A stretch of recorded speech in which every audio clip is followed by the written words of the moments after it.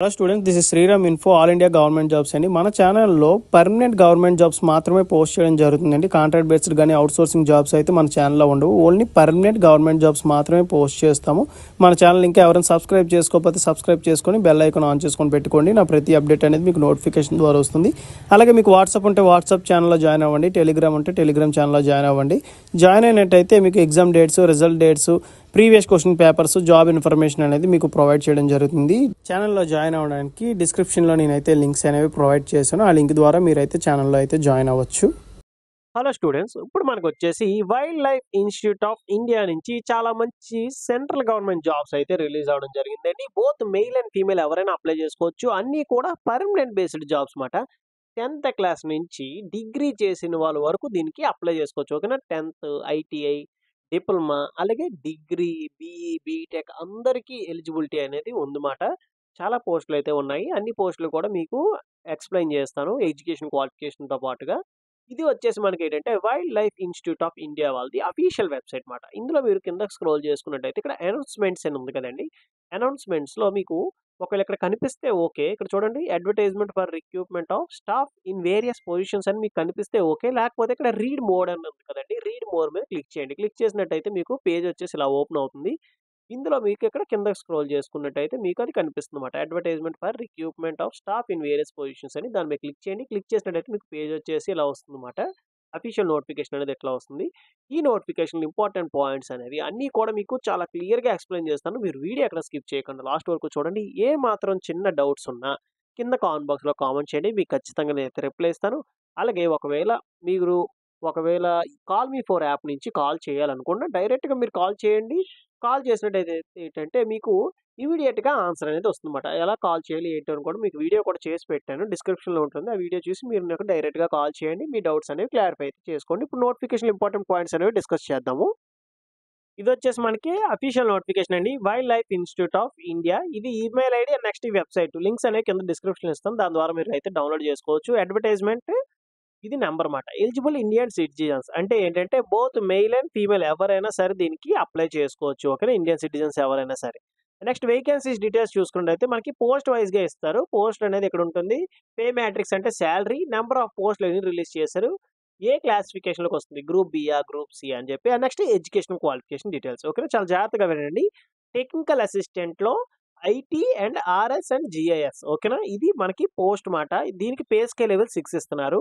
అంటే ఇనీషియల్‌గా 34,400 అనేది ఇనీషియల్‌గా బేసిక్ సాలరీ ఇస్తున్నారు. గ్రాస్ సాలరీ వచ్చేసి మీకు 60,000 వరకు వస్తుంది per month salary. And next ఒకటే పోస్ట్ ఉంది. ఒకటి కూడా ఎస్సీ వాళ్ళకైతే ఇవ్వడం జరిగింది.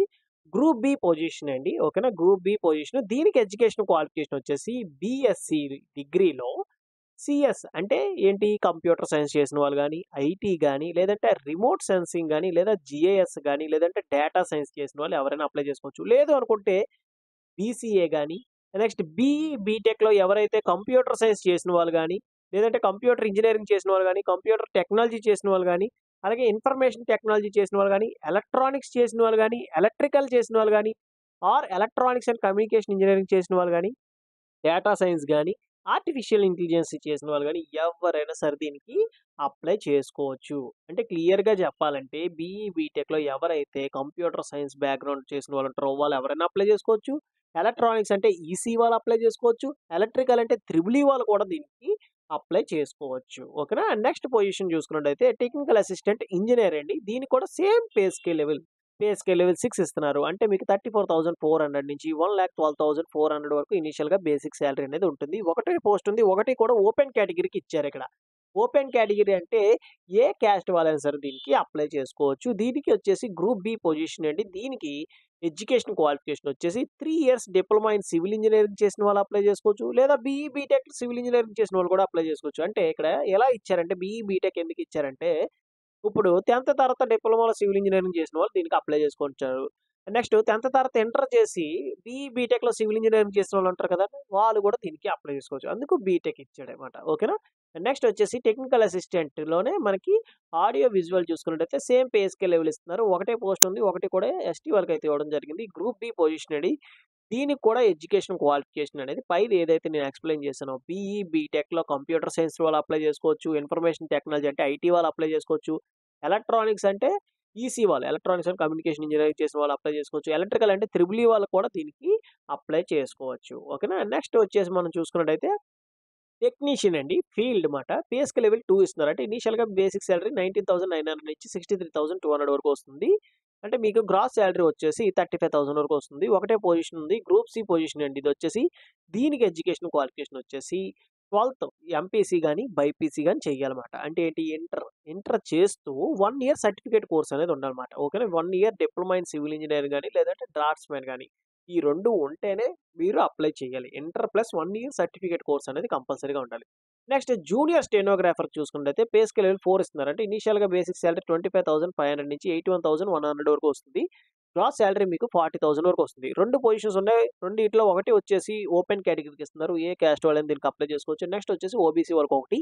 గ్రూప్ సి పొజిషన్ దీనికి ఎడ్యుకేషన్ క్వాలిఫికేషన్ వచ్చేసి 10+2 అంటే 10థ్ వాళ్ళు తర్వాత ఎవరైతే ఇంటర్ వాళ్ళు ఉంటారో వాళ్ళు ఎవరైనా సరే దీనికి అప్లై చేసుకోవచ్చు. ఇంటర్ వాళ్ళు బైపీసీ గాని, ఎంపీసీ గాని. నెక్స్ట్ ఇక్కడ 10+2 అంటే ఐటీఐ వాళ్ళు కూడా దీనికి అప్లై చేసుకోవచ్చు. ఓకేనా. ఐటీఐ డిప్లొమా వాళ్ళు కూడా దీంట్లోకి వస్తుంది. అప్లై చేసుకోవచ్చు. బట్ వీళ్ళకి టైపింగ్ టెస్ట్ అయితే ఉంటుంది. ఆ టైపింగ్ టెస్ట్ మీరు అటెండ్ చేయాల్సి ఉంటుంది. నెక్స్ట్ వచ్చేసి అసిస్టెంట్ గ్రేడ్ 3 అండి. దీనికి పే స్కేల్ లెవెల్ 2 ఇస్తున్నారు. ఇనీషియల్‌గా బేసిక్ సాలరీ 19,900 వస్తున్నట్టయితే గ్రాస్ సాలరీ 35,000 వరకు వస్తుంది. ఒకటే పొజిషన్ ఉంది. Group C position. దీనికి కూడా ఎడ్యుకేషన్ క్వాలిఫికేషన్ అనేది సేమ్.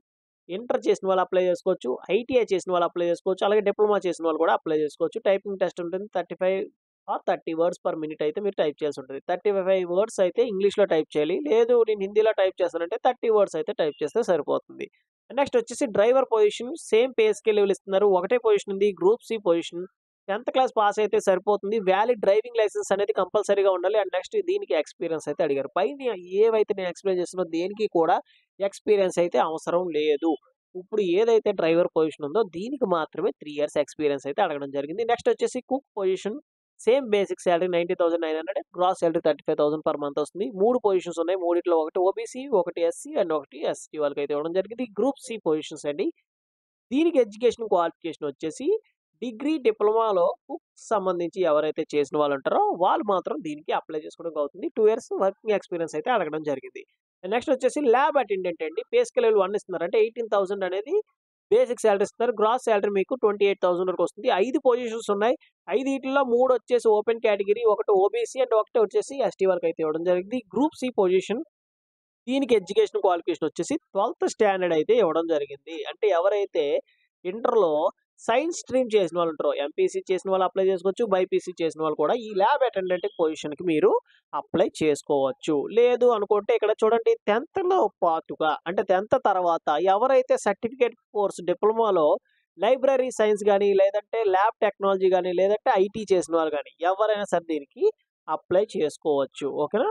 అయితే ఇంటర్ చేసిన వాళ్ళు అప్లై చేసుకోవచ్చు. లేదంటే 10థ్ తర్వాత ఎవరైతే డిప్లొమాలో లైబ్రరీ సైన్స్, లైబ్రరీ టెక్నాలజీ చేసిన వాళ్ళు ఉంటారో వాళ్ళు ఎవరైనా సరే దీనికి అప్లై చేసుకోవచ్చు. మల్టిపుల్ అప్లికేషన్స్ అనేవి పెట్టొచ్చు. మీరు ఎడ్యుకేషన్ క్వాలిఫికేషన్ ఉంటే మల్టిపుల్ అప్లికేషన్స్ అనేవి పెట్టొచ్చు. బట్ సెపరేట్ అప్లికేషన్ అనేది పంపించాలి. And next separate application fees కూడా మీరు పే చేయాల్సి ఉంటుంది. ఏజ్ లిమిట్ విషయానికి వచ్చినట్టయితే 6th జనవరి 2025 అనేది మనకేంటంటే క్రూషియల్ డేట్. ఈ డేట్ లోపు మీకు age limit and education qualification కూడా కంప్లీట్ అయ్యి ఉండాలి. ఇక్కడ మనకి పోస్టులు అయితే ఇవ్వడం జరిగింది. టెక్నికల్ అసిస్టెంట్‌కి సంబంధించి ఏజ్ లిమిట్ వచ్చేసి 18 ఇయర్స్ నుంచి 28 ఇయర్స్ ఉన్న వాళ్ళ వరకు ఎవరైనా అప్లై చేసుకోవచ్చు.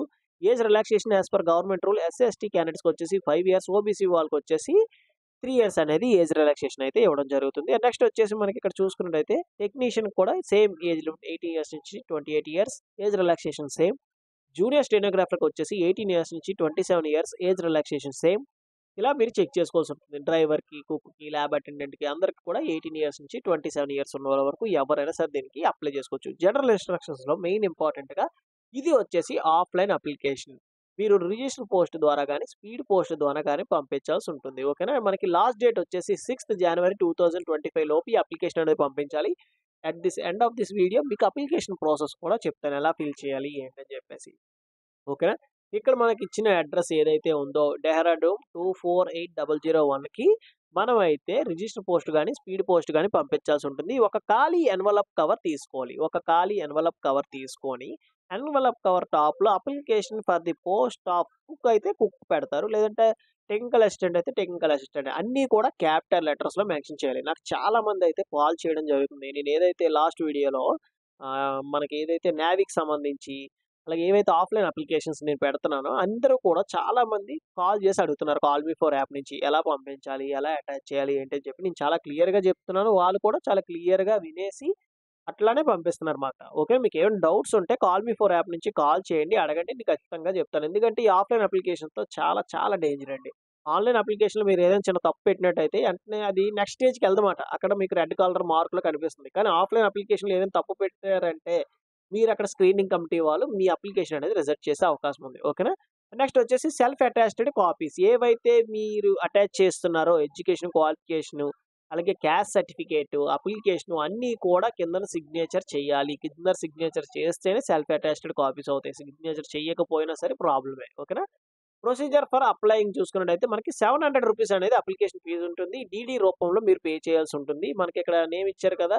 The director wild life institute of India Dehradun పేరున మీరైతే ఎనీ నేషనలైజేషన్ బ్యాంక్ దగ్గరికి వెళ్లి మీరు డీడీ అయితే తీయొచ్చు. And no fees for SC, ST, PWD and women categories వాళ్ళు. ఏ క్యాస్ట్ వాళ్ళైనా సరే వుమెన్స్‌కి ఫీజ్ అనేది ఏమీ లేదు. General and OBC, EWS male క్యాండిడేట్స్‌కి మాత్రమే అప్లికేషన్ ఫీజ్ అయితే ఉంది. నెక్స్ట్ వచ్చేసి సబ్మిటింగ్ అప్లికేషన్‌తో పాటుగా మీరు ఏఐటీ పంపించాలంటే education qualification and next technical certificates అలాగే ఎక్స్‌పీరియన్స్ ఉంటే experience and next age proof. Age proof అంటే 10థ్ క్లాస్ అంటే 10థ్ క్లాస్ పెడతారు. లేదంటే మీ డేట్ ఆఫ్ బర్త్ సర్టిఫికేట్ ఉంటే డేట్ ఆఫ్ బర్త్ సర్టిఫికేట్ పెడతారు. And next me caste certificate and next ID proof. ఓకేనా? ఇవన్నీ కూడా జిరాక్స్ కాపీస్ తీసి కిందన సిగ్నేచర్ చేసి అవన్నీ అటాచ్ చేయాలి. ఓకే. ఎస్సీ, ఎస్టీ వాళ్ళకొచ్చేసి కంపల్సరీగా క్యాస్ట్ సర్టిఫికేట్ ఉండాలి. పీడబ్ల్యూడీ క్యాండిడేట్స్‌కొచ్చేసి ఆ సర్టిఫికేట్ కూడా కంపల్సరీగా ఉండాలి. మీకు ఆల్రెడీ చెప్పాను కదా! మల్టిపుల్ అప్లికేషన్స్ అనేవి పెట్టుకోవచ్చు. మీకు ఎడ్యుకేషన్ క్వాలిఫికేషన్ ఉంటే. But separate application fees pay చేయాలి. సెపరేట్ అప్లికేషన్ అనేది పంపించాలి. సెపరేట్‌గా మీరు డాక్యుమెంట్స్ అనేవి కూడా అటాచ్ చేయాలి. నెక్స్ట్ వచ్చేసి మీరు పంపించిన అప్లికేషన్‌లో వచ్చేసి స్క్రీనింగ్ కమిటీ వాళ్ళు ఏటంటే షార్ట్ లిస్ట్ చేస్తారు. షార్ట్ లిస్ట్ చేసిన తర్వాత మీకు రిటన్ ఎగ్జామ్‌కైతే పంపించడం జరుగుతుంది. ఆ రిటన్ ఎగ్జామ్ సిలబస్ కూడా మనకి చాలా చాలా క్లియర్‌గా ఇచ్చారండి. పోస్ట్ వైస్‌గా ఇచ్చారు ఇక్కడ. ఇక్కడ మనం చూసుకున్నట్టయితే స్కీమ్ ఆఫ్ ఎగ్జామినేషన్ చూడండి. టెక్నికల్ అసిస్టెంట్ పొజిషన్‌లో మనకి ఇక్కడ పేపర్ 1 వచ్చేసి 200 క్వెషన్స్ అయితే ఉంటాయి. 100 క్వెషన్స్ వచ్చేసి సబ్జెక్ట్ అంటే మనకి ఏవైతే రిలవెంట్ సబ్జెక్ట్ ఉంటుందో ఆ రిలవెంట్ సబ్జెక్ట్ నుండి అండ్ నెక్స్ట్ 100 క్వెషన్స్ వచ్చేసి మనకి జనరల్ అవేర్‌నెస్ అని, రీజనింగ్ ఎబిలిటీ అని, మ్యాథమెటికల్ ఎబిలిటీ అని చెప్పేసి మనకి ఈట్లి మీదగా మనకి క్వెషన్స్ అయితే అడుగుతారు. 3 అవర్స్ డ్యూరేషన్ టైమ్ అయితే ఉంటుంది. 200 క్వెషన్స్ మాట. ఓకేనా? మనకి ఏదైతే పేపర్ 2 ఉంటుందో ఎస్ఐ రైటింగ్ అయితే ఉంటుంది. 1 అవర్ డ్యూరేషన్ టైమ్ ఉంటుంది మిగతా. దానికొచ్చేసి 50 మార్క్స్‌కి అయితే క్యారీ అవుతాయి. అలాగే మీకు టెక్నీషియన్ పొజిషన్ చూసుకున్నట్లయితే 2 టైర్స్‌లో ఉంటుందన్నమాట ఎగ్జామినేషన్. టైర్ 1 వచ్చేసి రిటన్ ఎగ్జామ్ అయితే ఉంటుంది. ఆ రిటన్ ఎగ్జామ్‌లో మీకు ఇక్కడ క్వెషన్స్ చూసుకోవచ్చు. ఎన్ని క్వెషన్స్ ఉంటాయి? ఎన్ని అవర్ డ్యూరేషన్ టైమ్ అయితే ఉంటుంది. Next what are the subjects here. Okay. Next వచ్చేసి టైర్ 2 వచ్చేసి మనకి స్కిల్ ట్రేడ్ అని ఉంటుందన్నమాట. అంటే స్కిల్ టెస్ట్ గాని, ట్రేడ్ టెస్ట్ గాని కండక్ట్ చేయడం జరుగుతుంది. నెక్స్ట్ వచ్చేసి జూనియర్ స్టెనోగ్రాఫర్‌కి మనం చూసుకున్నట్టయితే సేమ్ దీన్ని కూడా 2 టైర్‌లో ఉంటుంది. టైర్ 1 వచ్చేసి రిటన్ ఎగ్జామ్ అయితే ఉంటుంది. టైర్ 2 వచ్చేసి మీకు టైపింగ్ టెస్ట్ అయితే తీస్తారన్నమాట. ఓకేనా? ఈ విధంగా మీరు ఇవన్నీ చెక్ చేయండి. మీరు ఏ పొజిషన్‌కి మీరు అప్లై చేస్తున్నారు? దానికి ఎన్ని టైర్స్ ఆఫ్ ఎగ్జామినేషన్స్ ఉన్నాయి? ఏ సబ్జెక్ట్స్ ఉన్నాయి? ఎన్ని క్వెషన్స్ వస్తున్నాయి? ఎంత డ్యూరేషన్ టైమ్ ఉంది? ఏంటి అని చెప్పేసి ప్రతి ఒక్కటి కూడా మీరు ఇక్కడ చెక్ చేసుకోండి. ఓకే. ఈ సబ్జెక్ట్స్ అనేవి కూడా. మీకు ఇక్కడ ఏంటంటే ఈచ్ రైట్ ఆన్సర్‌కి 1 మార్క్ అయితే క్యారీ చేస్తారు. అలాగే రాంగ్ ఆన్సర్‌కి వచ్చేసి 1/4 నెగెటివ్ మార్కింగ్ కూడా ఉంటుంది. చాలా జాగ్రత్తగా మీరు ఆన్సర్ చేయాల్సి ఉంటుంది. సిలబస్‌లో మనకి ఇక్కడ జనరల్ అవేర్‌నెస్ ఇచ్చారు. జనరల్ అవేర్‌నెస్ నుంచి ఏ టాపిక్స్ చదవాలని చెప్పేసి మనకిచ్చారు. రీజనింగ్ ఎబిలిటీ నుంచి ఏ టాపిక్స్ వస్తాయి. మెంటల్ ఎబిలిటీ అంటే mathematical operations LCM, HCF, ratio and proportional, percentage, average, profit and loss ఓకేనా? Simple interest and compound interest, time and work, time and distance ఇవన్నీ కూడా మనకేంటంటే టాపిక్స్. ఈ టాపిక్స్ మనం కవర్ చేసుకుంటే మాక్సిమం ఇందులోంచే వస్తాయి. నెక్స్ట్ వచ్చేసి ఇంగ్లీష్ లాంగ్వేజ్ నుంచి ఏమేమి వస్తాయి, గ్రామర్ ఏంటి అవన్నీ కూడా మీరు ప్రిపేర్ అవ్వాలి. నెక్స్ట్ వచ్చేసి కోర్ సైడ్ వచ్చినట్టయితే టెక్నికల్ వాళ్ళకి ఏ సబ్జెక్ట్స్ వస్తాయి? అలాగే టెక్నికల్ అసిస్టెంట్ వాళ్ళకి ఏ సబ్జెక్ట్స్ నుంచి వస్తాయి? అలాగే మనకి టెక్నికల్ అసిస్టెంట్ నుంచి ఏ టాపిక్స్ వస్తాయి? ఏంటి అని చెప్పి మనకి చాలా క్లియర్‌గా ఇచ్చారన్నమాట. ఓకేనా? టెక్నికల్ అసిస్టెంట్ ఇంజినీరింగ్ నుంచి ఏ టాపిక్స్ వస్తాయి? ఏంటి అని చెప్పి ఈ టాపిక్స్ ప్రకారంగా మీరైతే ప్రిపేర్ అవ్వాల్సి ఉంటుంది. ఇది వచ్చేసి మనకేంటంటే అప్లికేషన్ ఫార్మ్. అప్లికేషన్ ఫార్మ్ ఎలా ఫిల్ చేయాలంటే మీకు starting of this video advertisement number అని చెప్పాను కదండీ! ఆ అడ్వర్టైజ్‌మెంట్ నంబర్ అనేది ఇక్కడ రాస్తారు. ఇక్కడ మీ ఫోటో అనేది అంటించాలి. ఓకేనా? ఈ ఫోటో అంటించి ఫేస్ మీదకెళ్ళకుండా ఈ కింద నుంచి ఇలా సిగ్నేచర్ చేయాలి. అంటే ఈ అప్లికేషన్ మీద కొంత ఉండి రిమైనింగ్ అంతా మీ షర్ట్ మీద వచ్చేటట్టు చేయాలన్నమాట. ఓకేనా? ఫేస్ మీదకి వెళ్ళకూడదు. చాలా చూసుకోండి. Next post applied for cook అయితే కుక్, డ్రైవర్ అయితే డ్రైవర్, టెక్నికల్ అసిస్టెంట్ అయితే టెక్నికల్ అసిస్టెంట్. ఓకేనా, అది మెన్షన్ చేయండి. అప్లికేషన్ ఫీజ్ డీటెయిల్స్, మీ డీడీ నెంబర్ ఉంటుంది. డీడీ నెంబర్ మెన్షన్ చేసి ఆ డీడీ స్లిప్ కూడా అటాచ్ చేయాల్సి ఉంటుంది. నెక్స్ట్ మీ కేటగిరీ సర్టిఫికేట్, మీ కేటగిరీ ఏంటి అనేది ఇక్కడ సెలెక్ట్ చేసుకోవాలి. అండ్ నెక్స్ట్ మీరు category applied for the post అంటే ఇప్పుడు మీ కేటగిరీ ఓబీసీ అనుకోండి.